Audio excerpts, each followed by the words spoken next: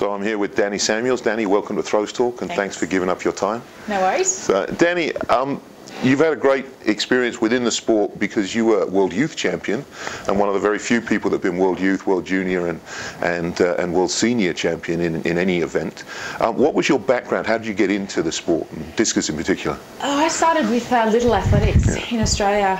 We have a foundation called Little Athletics, and you can start at 4 years old, and you do all the events, and it goes all the way up to under 17s now, but when I did it was up to under 15. So I started with Little Athletics, but I did a whole range of different sports like swimming and gymnastics and basketball, netball.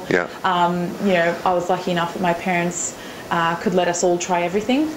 And I started probably taking a liking to shot put and discus when I was about probably 7 years old. I was winning my age group, and I was selected for zone, and I won zone, and at that point that was as far as you could go for that age group. And my friend in my group just said, I'm going to go along to the local coach because I like doing this, and I thought, well, hey, I like this as well, so just went along to training once a week, and been there ever since, still at the same field, still with the same coach, and It's interesting. Little Athletics is very successful in Australia. It's a terrific program and a huge number of people. It originated from an event called Sports Hall Athletics that started in the UK many years ago, because of course we needed somewhere where it was dry. So in the winter, when usually the kids went out and ran cross country, they found a way of running up and down in halls, and could be done in any kind of sports hall. So many athletes, from Paula Radcliffe in the distance running to sprinters and jumpers, have come through that similar program. And it's tremendous how many people come through it in Australia. Yeah, I think it's fantastic. I think there's over 200,000 registered little athletes just in New South Wales alone. So at the moment we're trying to bridge that gap between little athletics and senior athletics, and try and keep a lot of those younger athletes interested and into senior athletics. So at the moment our two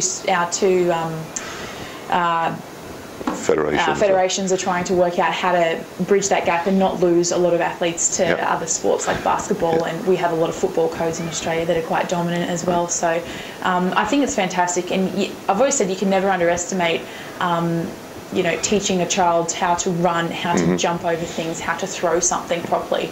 I think those skills set you up for life, and I had a fantastic time. I loved doing all the other events. Like, I still have the under 15 record for high jump.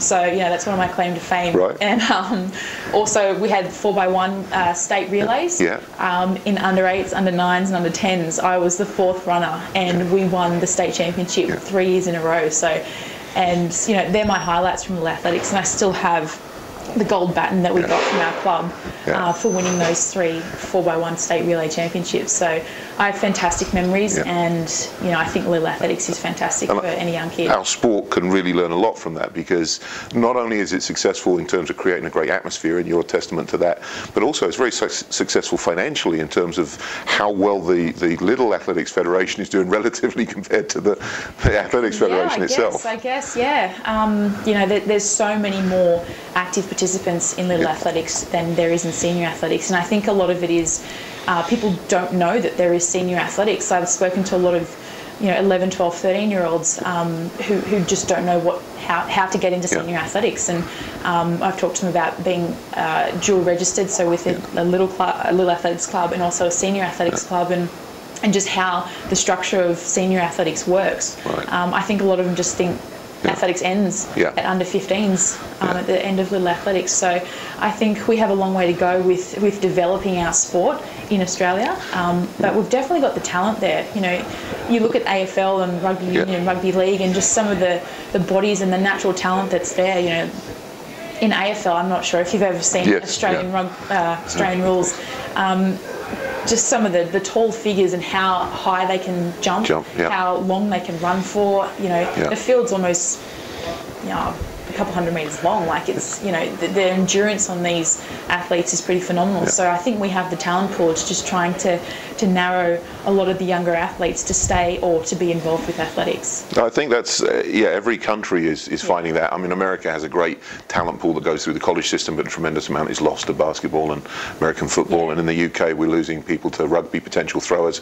Lawrence Okoye, case in point, that came from rugby, had terrific performances in just a couple of years, and then decided he wanted to go off and try American football. Yeah. We're still hopeful he's going to come back, but that finding talent though is so difficult. From your little athletics, you then progressed, though you transferred into regular athletics very well. You were World Youth Representative at age 15 or something? Yeah, I went to the Sherbrooke World Youth Championships in 2003 for shot put. Yeah. I came third in the trials for discus, so I missed out on discus that year. But I think one of the reasons why I was so lucky and I knew that these avenues were available was the school that I went to. I went to the first selective sports school in Australia, based in Western Sydney. Yeah. And my coach, who I met at my little athletics club, also was the throws coach at that school. So he was very aware of the avenues that I could take, with Commonwealth Youth. We have a Youth Olympic Festival, which is growing in size now in Australia, which then is kind of, from there they pick a squad that almost goes into your World Youth team. So yeah, I was very lucky, and I basically went straight from little athletics into a World Youth Championships, and I can never underestimate and tell you how much experiencing that at a young age, it just met. After that championships, I was just able to. It just really sunk in. I knew what I wanted to do. I set my goals, and yeah. You were probably one of the first beneficiaries of the talent selection program that kind of went on in the lead up to the 2000 Olympic Games in Australia. There was a conscious effort to try and look for talent and transfer talent from one sport to another. So there were a lot of measurements going on, trying to find tall people and put them in the right areas. And I think you're saying your school was the first school that specialised in sport, and I think that had something to do with that, the timing of that. So. Yeah, I was extremely lucky because I went there originally for basketball for the first 4 years, and then as I became more serious about athletics and World Youth and World Juniors were approaching, I switched over to the athletics program to get more sessions in with my coach and to be able to get more out of training. So I remember 2000 Olympics, I was 12 years old, and it was in my backyard basically. Homebush was 10 minutes from where I lived, so just experiencing the atmosphere and what an Olympic Games is and what it's about, and of course seeing Australian athletes win medals and competing, even if it wasn't athletics like volleyball and basketball. But of course there was Kathy Freeman in Sydney 2000 Olympics, and Tatiana Grigorieva and a few others that I remember from there. And it just kind of it made it real. It made I made that connection between me doing little athletics and an Olympic Games. So yeah, those memories are still firmly etched in my brain. And then Athens came around. And then I was 16 at that point and starting to take athletics a bit more seriously and wanted to go to World Youth and knew exactly what I wanted to achieve. And then I was at the next one in Beijing in 2008. So.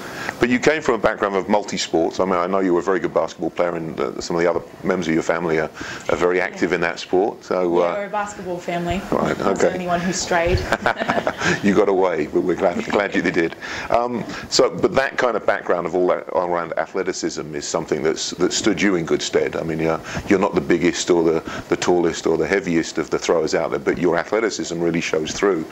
Yeah, I think it's definitely one of my strengths, and it's one I've always wanted to even increase and really use to my benefit. And that's one thing my coach has always said, like, use your strengths to your benefit and while still working on your weaknesses. So yeah, I love basketball. I even went back and played in 2013 because I was still just really wanted to play, and I guess just needed that closure.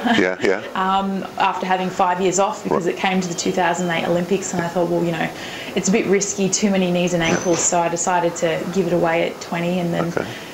But yeah, I grew up in a basketball family and started that when I was 8 years old. Went to nationals representing New South Wales, but it always came to that point where it was either a World Youth or go to nationals for basketball, and it was always like, well, it's no question, I'm going to the World Youth or to the World Juniors. So I always picked athletics over basketball in the end, even though it was something I really, really enjoyed, and I loved that team aspect of basketball. But yeah, it's I think it's definitely helped with my athletics. I've always said I wanted to train like an athlete, not like a thrower, which with all those negative stereotypes that are sometimes associated with throwers that were so I've always just really, really loved and enjoyed that part of training, the fitness, the explosiveness, and using that speed to my advantage. So that also is testament to your coach, Dennis Knowles. And Dennis, I'm sad to say, from a UK perspective, was one that got away. Yeah. He was one of the great generation of physical educationists that came through the British system in the 60s and moved out to Australia.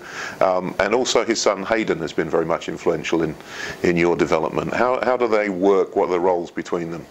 Well, like you said, you lost Dennis. He was a 10-pound pom, one-way ticket to Australia, and he's come back to visit. But he's been there for 40 plus years now. So he's been my coach since I've been 7 or 8 years old. Hayden, his son, coached me for a couple of years before that, just as he was the local coach and had the younger group of kids.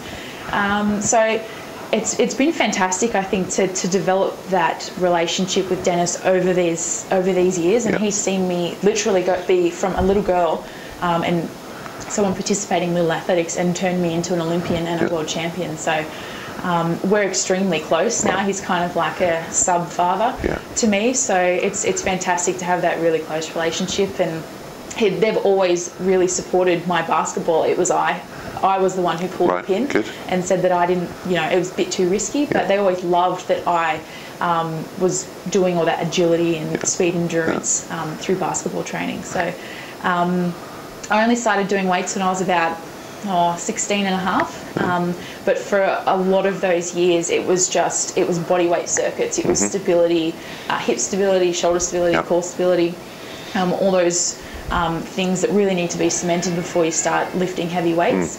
Hayden's been fantastic. He's worked for the Parramatta Eels for a long time, I think a bit over a decade. And he was fantastic with my strength and conditioning. He was also a former thrower himself, so he knew the event really well and would come to training and he never really lost that rhythm of the throw. He's been fantastic. He was a real key in my development, especially as a junior. He was always really careful with my weights program, and everything was always from a preventative measure rather than stacking weight on my spine, basically. So I've only just started back squatting in the last year to 18 months, so that's been really different and really fun. I love trying new things, but I'm really, really grateful to Hayden for not trying to get me super, super strong as a 16, 17, as a teenager, basically, and then letting me develop into a young adult and not putting me at risk for a lot of major injuries. And I think that's been I've been pretty good, touch wood, throughout my career. I haven't had any major things keep me down. I'm very, very grateful to Dennis and to Hayden, especially for those earlier years and really taking care of me so that I do last hopefully into my 30s. I've seen some of your workouts that Hayden did with you particularly, and I was always very impressed that a lot of body weight based stuff and a lot of stability, functional training exercises before they became fashionable and what's known as CrossFit now and these other things. But that obviously gave you a very good base as well as your sports background. They were really enjoyable sessions. I love getting my heart rate up and feeling fast and explosive. A lot of that step ladder, med ball work, I really enjoyed, and I push forward to keep in my programs, even when a few things, say we come up to a comp and they say, we need to lighten off a little bit. I say, no, I still want to do my med balls, I still want to do my step ladder, I still want to do hurdles, and all those things that just make you feel really good and poppy and explosive. I think they're a key element to my training and for me to perform well. You have had some of the core exercises as well, and you said you only just added squats fairly recently, but what about the other, let's say, our typical exercises? What's in your program and has been in your program? Or in your development as well? Well, we did a lot of single leg work as a youngster as well. Not, again, just maybe holding dumbbells or eventually holding plates with whatever I could do. A lot of core stability and rotational work throughout the midsection. Bench press was always in there. I think that was the first weight that I ever lifted at 30 kilos, just seeing what I could do as a 15-year-old. A lot of technical work with the big lifts. So I remember for probably about 2 years, just with the bar, it went from picking the bar off the floor, just the 20 kilo bar, and standing up, doing that, standing up 10 reps. That was part of the circuit. Right. And at what age? 16, 17. Okay. Yeah, that's good. And then so do that for 6 months. Yeah. The next part is pick it up, shrug. Pick it up, shrug. So we really hammered in those key movements for a clean, basically. So when it got to the point that I was putting weight on, that movement was so ingrained, and it was basically for injury prevention for a very long term. So I think that was fantastic. I remember going to World Juniors as an 18-year-old in 2006, and part of my circuit was doing 60-kilo shrugs, and that was my really explosive movement. I probably couldn't have done any heavier than that.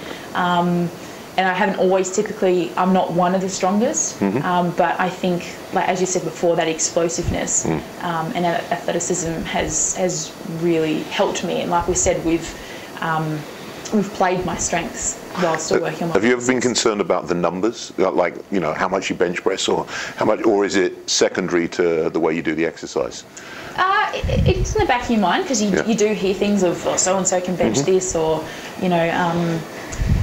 Frank Deitch benched this back in the day, or so-and-so can do this. So you are aware of it, but for me it's about the execution. You still need to perform these lifts explosively, otherwise if it's too slow it doesn't transfer. Right. To me it doesn't transfer into the discus. So, but it has been a big learning curve, just starting with back squats, because as you try and get stronger, obviously the weight slows down. So we do certain periods where it is a bit slower, but still trying to keep that explosiveness out of the ground, which I'm sure all throwers do. But you can't get stronger. I can't be at a level where I'm not ready to get to. So it's all of it's been about being patient and not hammering me strength-wise. So I break down basically, because now with a lot more travel and traveling to Diamond Leagues from Australia, it is such a long trip. It's 25 to 30 hours every time we come to Europe, and we pack our bags for like 5 months. So, we need to really be careful with what we're doing, and and preventing injuries is a big part of training. Right. It's also very interesting. You're kind of, if you like, a testament to the development of an athlete right the way through from youngster all the way through, as you said, starting as a 7-year-old. One of the big questions that often comes about is the transfer of training with coaches. Do you stay with a coach? How does he build up his knowledge as you get better? Did he have knowledge coming in? Or there's also an argument that some people move to another coach perhaps, and you've stuck with Dennis and through thick and thin, and he's been great for your development. How important has that been, having that stability there? Yeah, Dennis has been fantastic, and like I said, as I've gotten older, our relationship has gotten closer, and we've experienced more together, and we've been through more together. But just with regards to Dennis's knowledge, he is a level 5 coach. I think the old level 5, I think it is. But he got involved because his sons were involved in little athletics and loved throwing, so he just wanted to learn more about it. So he became educated, kept reading journal articles, became accredited, and has learnt with me. Like he's always said that the feedback that I give and the experiences that he's had because of my career and what we've achieved together has made him a better coach. So when we went to 2008 Beijing Olympics, I was 20 years old, and Dennis, I was the first Olympic athlete that he had. So as I learn things from competing and training, he does as well. And he's always said he's learnt so much more from coaching me than he has from any journal article. So, but it still has to fit. It still has to work. And I think there's a big personality is a big part of your relationship with your coach. You have to get along. You have to gel, and you have to be able to handle it through the good and the bad. And from 2011 until about the start of 2014, I was going through a lower part of my career. I wasn't throwing as far as I wanted to. I was consistent probably at 61, 62, which I wasn't really happy with. But Dennis and I got through that together. We changed things. We took on information from different people, as we have throughout my entire career.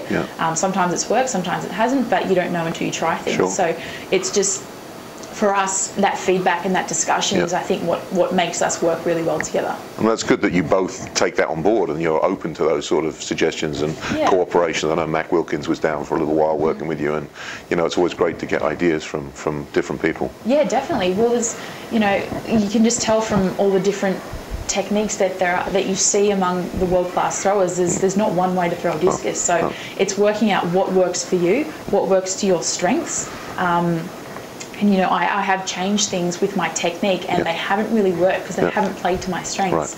We've then gone back to what I used to do, and all of a sudden a couple more meters. So I think just getting to know your event, getting to know yourself, and entrusting your ability and your instincts has been a big thing I've learned over the past 5 years. One of the things that's always fascinated me about you is particularly the World Championships in Berlin in 2009, because you threw a personal best there to win the gold medal, so youngest ever world champion in discus, but also the difficulties of coming from Australia with a season that runs through January, February, and then trying to plan and program to peak in August, and to handle the stress of that mentally as well. I think you did an awesome job, you and your coach, and that was quite spectacular.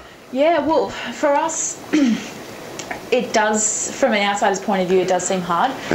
But as we're growing up, we pretty much compete all year round, because we have so as you said, our summer our athletics is in summer, which starts in October technically, but don't really do anything before Christmas, all the way through to late March, April. And then when you're still in school, you then have all the school, like zone, region, state, national all schools, state all schools, which then go through all the way through to November, and then club athletics starts again. So you're kind of used to competing all year round. Dennis did some sums before World Youth in 2005, and I competed 26 times that year, just because of all the avenues that I had to compete in, the school and club and state and nationals, just to get to that point. So I've always worked really well when I have a lot of competitions. But when I was probably around 2008, 2007, that mark where I couldn't just throw 62 at whatever time throughout the year. We did have to work in 6-month blocks and have little mini peak for nationals to get that, make sure I got that qualifier, won the nationals and got selection for the major championship that year. But at the moment, I don't have to do that. I don't have to peak just to get the qualifier, which is a nice position to be in, not stressing about qualifiers for that year.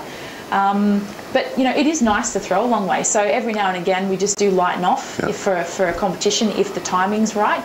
And I guess like any thrower or any athlete, you do lighten off at certain points, and you have better performances because of that. But I guess it's just part of it. We live in Australia. That's the fact of it, and we have to travel 25, 30 hours to get to a competition in Europe.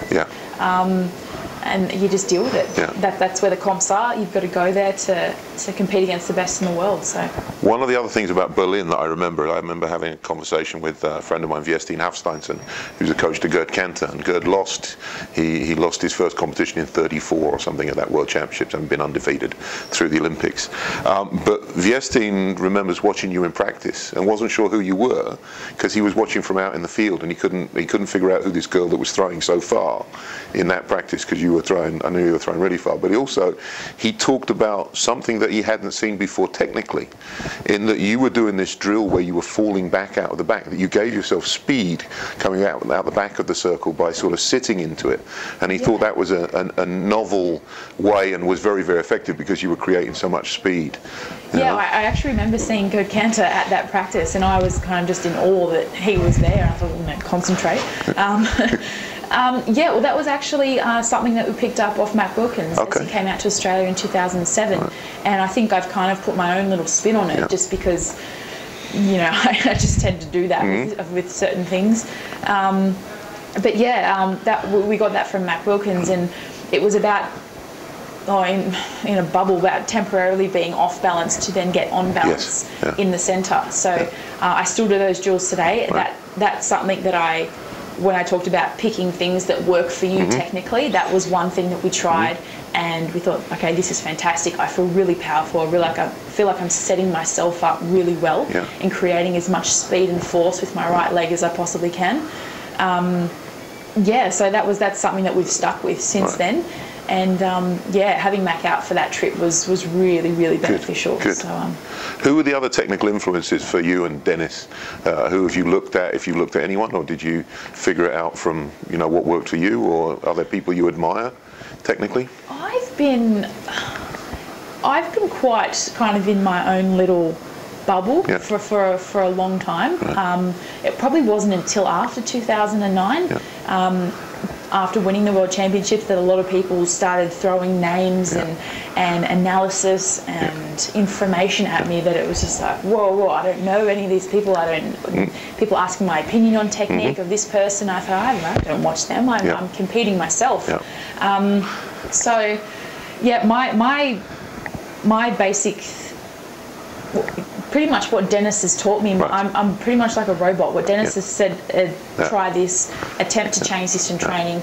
I like the way I've felt when I've been able to do it as he's requested and as he sees as his ideal technical model. You know, but Mac Wilkins has been one of them. I've studied him a lot. Lars Riedel, I like certain parts of his throw. I have one clip where I just watch when he lands in the centre, so from the power position. I like Mac Wilkins' rhythm. I have a few certain videos that I watch, and I look for different things in each of those videos. Yeah, but a lot of them have been mainly males. I think you can get away with a lot with the 1 kilo. Momentum and speed can count for a lot, and it's not always the prettiest throw, but I think when I throw with heavier discs in training, like the 1/4 or with a short chain hammer or a bar or something, Dennis says that I'm actually technically better when I throw heavier things. So for me, like, I have a few things in my technique that I don't like and I'm trying to get rid of, but just with the momentum and speed that I can create with the 1 kilo, that habit is just there. So we're still working on changing those things, but yeah, so I mainly watch a lot of male throwers because you can't get away with just slogging it or being a bit lazy with a few things. So I like to watch the males. You said earlier that you went through a little bit of a dip, or not necessarily a dip, but after 2009, 2010, you took some time away a little bit, or went back to playing basketball. You know, did you need a break? Did you feel you need a break because you've been going since you were 7, and now it seems like you're a little more fired up again? The last Commonwealth Games and this year, you know, you're really firing on all cylinders. Yeah, I think it was. So 2010 was the introduction of the Diamond Leagues, and I found that quite exhausting. It was such a long year. We went over and back from Australia to Europe 3 times before even before Brussels Diamond League. So it was so mentally taxing and physically tiring that year that I was able to throw 62 pretty much in every Diamond League that I went to, which I was kind of okay with. And then coming into 2011, I think I was 23 and I was the defending champion, and I think the stress and the pressure that I put on myself that I had to win this time just it didn't work well for me at all. I just scraped through to the final and then didn't make the top 8. I think I came 10th. Didn't throw very well through 59. So yeah, that was, I think the pressure that I put on myself that year ultimately led to me just kind of bombing out at World Champs, and so it was kind of relieving in a way because the pressure was gone, but it was really disappointing. And I think from those years, 11, 12, you know, London Olympics was something that I had been aiming for since I was 16. I set that goal that I wanted to win gold in London because I'd be 24 then, and that was kind of probably the most realistic chance that I would have. And then, I guess, you know, pretty much same thing. That pressure that I put on myself going into London was, you know, I figured out now that really doesn't work for me, being tense. I have to be really relaxed and happy and really aggressive and competitive. So I think having those 3 years where things really didn't work out my way and I was really disappointed with them has really allowed me to enjoy these last 2 years. So, you know, I'm able to really recognise when I'm getting too anxious and too stressed, or and just really enjoying the Diamond Leagues and competing against, you know, pretty much an Olympic final every couple of weeks. So I think it's fantastic for your preparation for the major that year, and But yeah, 2014 was my best year yet. I hadn't had a PB in 4 years. So to come out and throw a PB at nationals and throw consistently, 64, 65 metres was really fantastic. And to have another PB of 67.99 in May last year was great. I've been dreaming of those numbers for a long, long time. Right. Getting to 70 metres is my ultimate goal, which I believe I can do, hopefully in the next couple of years. Right. And you seem very focused, which is good. You seem to have the enjoyment back and certainly seem very focused. So 2016, Rio on the horizon, you'll be 28. That's a good age for discus throwers. So hopefully just getting into my best. I think I'm enjoying it more. I'm not putting as much pressure on myself and just taking it each day at a time rather than thinking, Beijing, letting Beijing weigh on your mind every day. I believe you can be too focused and too consumed by things. So I think, like I said, I think doing these competitions and just being able to enjoy myself a bit more and just enjoying, where you are. Like I was in Rome 2 days ago. I'm in the UK now competing against the best in the world again. And where else would you rather be? Right. Yeah. So where do you go from here then? You've got a few more comps, or you're going to head back to Australia now? I'm heading back to Australia after this competition. I will be coming back though for our next 2 Diamond Leagues in Switzerland and the Monaco Diamond League. I'll then head home again because it's in 5 weeks before my comp at the World Championships. Because Sydney, the east coast of Australia is only 2 hours difference from Beijing, so it makes sense to go home. So you'll stay and train there? And there's still some pretty warm weather training, even though it's winter in Australia, so it makes sense rather than hanging around in Europe for 5 weeks. Go back to base and go back to all your creature comforts and that. So. Great. Well, I'm glad you're enjoying it, and I'm really glad to see you throwing so well, because you are really throwing well, and it's great to watch. So I appreciate the time that you spent with us today, and good luck for the rest of the season. Thanks a lot. Cheers.